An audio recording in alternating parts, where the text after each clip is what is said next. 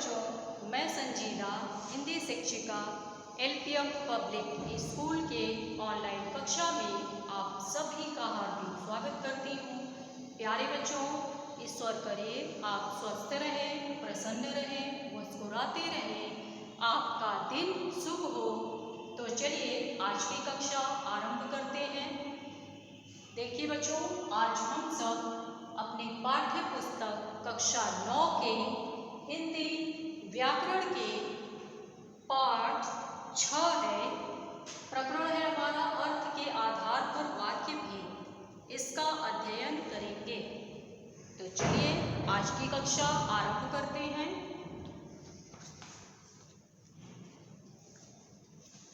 देखिए बच्चों, जैसा कि आप सभी को पता है कि मनुष्य एक सामाजिक प्राणी है और वह जब समाज में रहता है तो अपने विचारों का आदान प्रदान एक दूसरे से करता है और हमारे पास जो वर्ड होते हैं, वर्ड और शब्द, उन्हीं के माध्यम से हम अपने विचार एक दूसरे से व्यक्त करते हैं। ठीक है। और जब भी हम किसी से कुछ कहते हैं तो हम क्या करते हैं, हमारे मुख से कुछ ध्वनियाँ निकलती हैं और उन्हीं ध्वनियों के माध्यम से हम बातचीत करते हैं। तो चलिए हम लोग समझते हैं सबसे पहले कि वाक्य किसे कहते हैं। वर्णों के मेल से शब्द बनते हैं और शब्दों के मेल से वाक्य बनते हैं और वाक्यों के मेल से भाषा बनती है। तो इस प्रकार वाक्य क्या होते हैं, वाक्य की क्या परिभाषा है। शब्दों का सार्थक समूह वाक्य कहलाता है। ठीक है। देखिए, अगर हमारे पास तो शब्द बहुत सारे होते हैं, पूरे शब्द भंडार हैं, लेकिन जब तक हम शब्दों को एक निश्चित व्यवस्थित क्रमबद्ध रूप से नहीं रखेंगे तब तक हमारे पास कोई सार्थक वाक्य नहीं बन सकते। जैसे अगर हम बोलें पक्षी आकाश में उड़ रहे हैं, अगर इसको हम बोलें पक्षी रहे आकाश में उड़ हैं, तो इसका कोई सार्थक अर्थ तो हुआ नहीं। सार्थक अर्थ होना चाहिए शब्दों का और वाक्यों का। तो जब हम इन शब्दों को एक क्रमबद्ध तरीके से व्यवस्थित करके बोलेंगे तब हमारा एक सार्थक अर्थ निकलता है। तो शब्दों को व्यवस्थित करके बोलना ही वाक्य कहलाता है।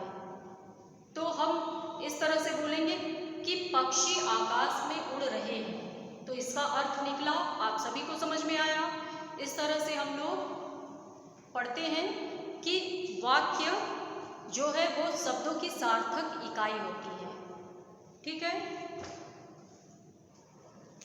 सार्थक शब्दों का व्यवस्थित समूह जिनके माध्यम से मन के भाव और विचार प्रकट किए जाते हैं। एक दूसरे से जब भी हम बात करते हैं तो हमारे मुख से कुछ ध्वनियाँ निकलती हैं, उन्हीं ध्वनियों से वर्ड बनते हैं, शब्द बनते हैं, वाक्य बनते हैं, जिनके माध्यम से हम एक दूसरे से अपनी बात प्रकट कर सकते हैं। और जो भी शब्द हम बोलते हैं उसका एक सार्थक अर्थ होना चाहिए, तभी वह वाक्य कहलाते हैं।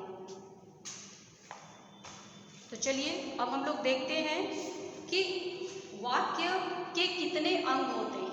अगर आपसे अंग पूछा जाए तो वाक्य के 2 अंग होते हैं, उद्देश्य और विधेय। उद्देश्य किसे कहते हैं, जिस विषय में, जिसके बारे में कुछ कहा जा रहा है। जैसे कर्ता, राम पुस्तक पढ़ता है, तो राम करता है, राम उद्देश्य है। और जिसके बारे में कुछ कहा जाए, जिसके विषय में कुछ कहा जाए। देखिए इसकी परिभाषा, वाक्य में जिसके विषय में कुछ बताया जाए। जैसे राम के बारे में बताया जा रहा है कि राम पुस्तक पढ़ता है, तो राम क्या है, उद्देश्य है। और विधेय क्या है, वाक्य के उद्देश्य के विषय में अगर कुछ कहा जाए तो वह विधेय है। जैसे राम के बारे में कहा जा रहा है कि पुस्तक पढ़ता है, राम उद्देश्य और पुस्तक पढ़ता है विधेय। ठीक है। और आज हम लोग पढ़ेंगे अर्थ के आधार पर वाक्य के भेद।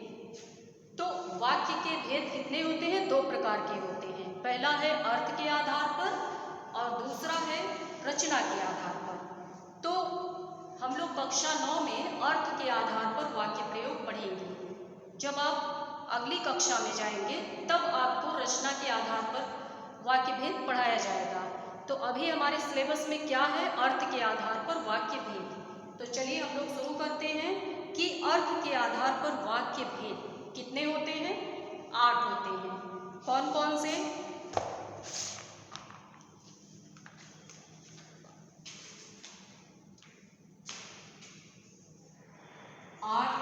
प्रकार के होते हैं,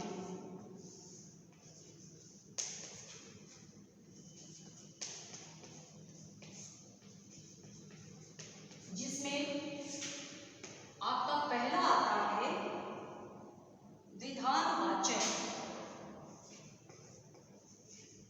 विधानवाचक वाक्य। जब भी हम कुछ बोलते हैं तो उसमें अगर पहले परिभाषा देखिए, जिन वाक्यों में किसी क्रिया वस्तु की स्थिति अवस्था को करने या होने या सूचना या संदेश देने का पता चले उसे विधानवाचक कहते हैं। जैसे एक सरल वाक्य है, वह नाश्ता करके चली गई, एक लाइन में लिख दिया गया, यह विधानवाचक शब्द हो गया। ठीक है। उनके परिवार में 5 सदस्य हैं, सीधा बताया जा रहा है, यह विधानवाचक कहलाएगा और इसको विधानार्थक भी बोलते हैं। और दूसरा हमारा क्या है? निषेधवाचक। निषेधवाचक। निषेधवाचक में क्या होता है कि नकारात्मकता का बोध होता है। निषेधवाचक वाक्य, इसमें जो कुछ भी हम बोलते हैं उसमें नकारात्मकता होती है, नहीं और मत में उसका प्रयोग हम करते हैं। जैसे वह कार चलाना नहीं जानता, ठीक है, नहीं का प्रयोग किए। आप यहाँ मत बैठिए, नकारात्मकता का बोध हो रहा है। मणि आज स्कूल नहीं जाएगा, क्या तुम्हारे पास किताब नहीं है? इस तरह से प्रश्न बनेंगे, तुम्हें आज बाहर नहीं जाना है। तो ये सभी किसके अंतर्गत आते हैं? निषेधवाचक वाक्य के अंतर्गत। अब तीसरा है आपका प्रश्नवाचक वाक्य। इसमें क्या होता है? इसको देखते ही आप समझ जाएंगे कि इसमें प्रश्न पूछा जा रहा है, इसलिए इसमें प्रश्नवाचक वाक्य का प्रयोग हुआ है। जैसे क्या आप आज मेरे घर चलेंगे? प्रश्न पूछा जा रहा है। तुम यहाँ बैठी क्या कर रही हो? क्या मनीष का दाखिला हो गया है? इस तरह के प्रश्न आते हैं तो वो आपके प्रश्नवाचक वाक्य हैं। चौथा क्या है? आज्ञावाचक। चौथा आपका है आज्ञावाचक वाक्य। इसमें क्या है कि वाक्य में आज्ञा का प्रयोग होता है, आज्ञा दी जाती है। वाक्यों में आज्ञा, आदेश, निर्देश, चेतावनी, विनय, प्रार्थना आदि का बोध होता है। ठीक है। आदेश और निर्देश, इसमें क्या अंतर है? आदेश में आदेश निर्देश दोनों आज्ञा को ही कहते हैं, लेकिन आदेश में आज्ञा का पालन हम कभी भी कर सकते हैं, थोड़ी देर बाद भी कर सकते हैं। लेकिन जो निर्देश होता है इसमें हमें आज्ञा का पालन तत्काल करना होता है, तुरंत। तो यही अंतर होता है आदेश और निर्देश में। तो आज्ञावाचक में क्या है? जैसे चुपचाप बैठ जाओ, आज्ञा दी जा रही है कि चुपचाप बैठ जाओ। कृपया यहाँ से चले जाइए, विनती की जा रही है, विनय। रात होने से पहले घर लौट आना, अनुरोध किया जा रहा है, आज्ञा दी जा रही है। कल सभी लोग 10 बजे कार्यालय पहुँचे, आदेश है। तारों से दूर रहे, इनमें करंट प्रवाहित है, ये चेतावनी दी जा रही है। और प्रार्थना की जा रही है, लौटते समय दर्जी से कपड़े लेते आना। ठीक है। और पांचवा वाक्य आपका है इच्छावाचक। इच्छावाचक। इच्छावाचक वाक्य में क्या होता है? इच्छा प्रकट की जाती है। ठीक है, इच्छा। जैसे वाक्यों में जो वक्ता होते हैं, बोलने वाला जो होता है, उसकी इच्छा, कामना, आशीष, आशीर्वाद आदि प्रकट होते हैं भाव। जैसे आपकी यात्रा मंगलमय हो, ईश्वर तुम्हें लंबी आयु दे, आज तो बस बारिश आ जाए, भगवान तुम्हारा भला करे, नव वर्ष की शुभकामनाएं, भारत आज का मैच जीत जाए। ठीक है, इस तरह के शब्द अगर आते हैं तो वो आपके इच्छावाचक वाक्य के अंतर्गत आते हैं। छठा है विस्मयवाचक। विस्मयवाचक, इसको देखिए, विस्मयवाचक में क्या होता है, इसमें आश्चर्य प्रकट किया जाता है, आश्चर्य। जैसे परिभाषा इसकी देखिए, जिन वाक्यों में विस्मय, हर्ष, शोक, घृणा, पीड़ा, प्रेम आदि के भाव प्रकट होते हैं उन्हें विस्मयवाचक शब्द कहते हैं। जैसे अरे तुमने ये क्या कर दिया, अरे बोलने के बाद हम थोड़ी देर रुकते हैं और वहाँ पर विस्मयवाचक चिन्ह का प्रयोग करते हैं और बोलते हैं अरे तुमने यह क्या कर दिया। फिर शाबाश, ऐसे ही आगे बढ़ते रहो, वाह क्या सुंदर दृश्य है, हाय मेरी तो टांग ही टूट गई, अरे इधर गड्ढा है। ठीक है, इस तरह के अगर वाक्य आते हैं तो आप समझ जाएंगे कि विस्मयवाचक वाक्य है। इसके बाद आपका सातवां है संदेहवाचक वाक्य। इसमें क्या होता है, देखिए, संदेहवाचक वाक्य,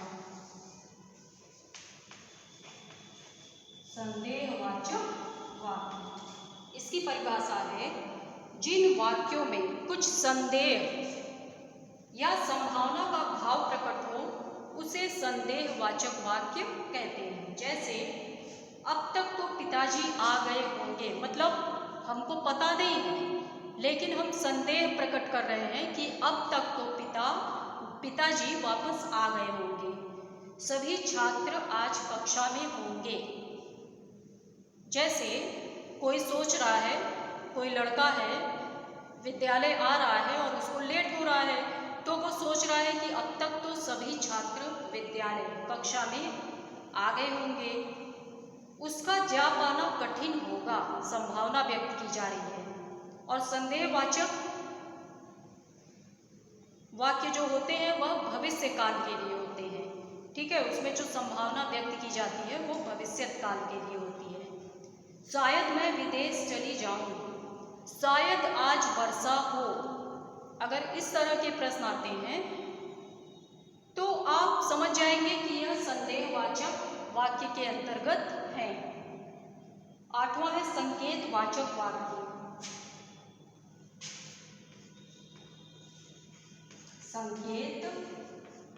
संकेतवाचक वाक्य, संकेतवाचक वाक्य, इसकी परिभाषा है कि किसी कार्य का सिद्ध होना दूसरे काम पर निर्भर हो। जैसे इसमें अधिकतर जोड़े वाले शब्द आपको मिलेंगे। जैसे यदि परिश्रम करते तो पास हो जाते, संकेत मिल रहा है।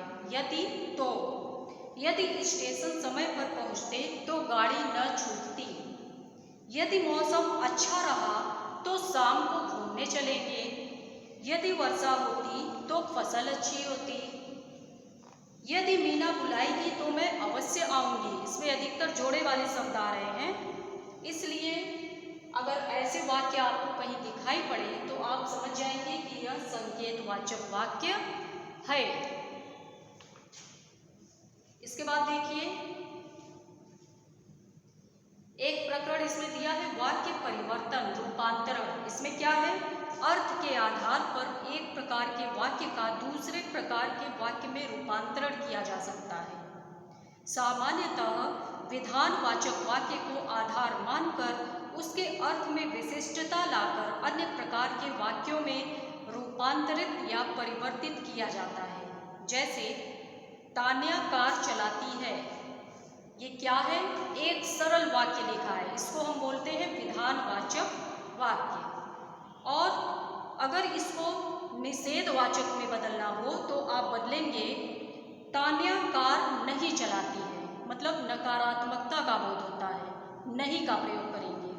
और अगर प्रश्न बनाएंगे तो प्रश्नवाचक में बनेगा क्या तान्या कार चलाती है। और आज्ञावाचक में क्या बनेगा? तान्या कामा लगाकर कार चलाओ।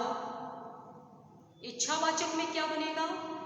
तान्या कार चलाए, मतलब इच्छा प्रकट की जा रही है कि तान्या कार चलाए, तान्या कार चलाए। विस्मयवाचक में अच्छा तान्या कार चला रही है। संदेहवाचक में शायद तान्या कार चलाती है। संकेतवाचक में यदि तान्या कार चलाती तो अच्छा होता, यदि तो जोड़े वाले शब्द आए तो संकेतवाचक। ठीक है बच्चों, तो आज आपका ये अर्थ के आधार पर वाक्य भेद वाला प्रकरण समाप्त हुआ। आप सब इस वीडियो को अच्छे से देखिएगा और समझने का प्रयास कीजिए। अगर कहीं कोई समस्या आती है तो आप कमेंट कीजिए, आपकी समस्या का निवारण किया जाएगा। और लाइव क्लास में भी आप सब अपनी समस्या का समाधान करवा सकते हैं। ठीक है बच्चों, तो चलिए अब आज के लिए बस इतना ही। तब तक घर में रहें, सुरक्षित रहें, प्रसन्न रहें। धन्यवाद।